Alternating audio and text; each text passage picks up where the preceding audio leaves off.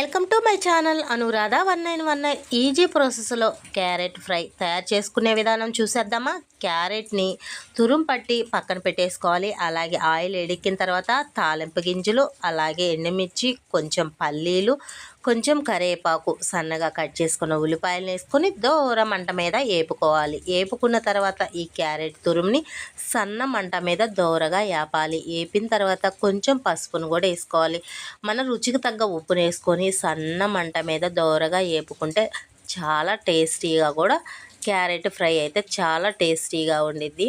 అట్లాగే నేను కొబ్బరి, చిన్నులపాయలు, ఉప్పు వేసి కారాన్ని పట్టి ఎప్పుడు నేను జాడీలో నిలవ పెట్టుకుంటాను ప్రతి ఫ్రైల్లో యూజ్ చేయడానికి.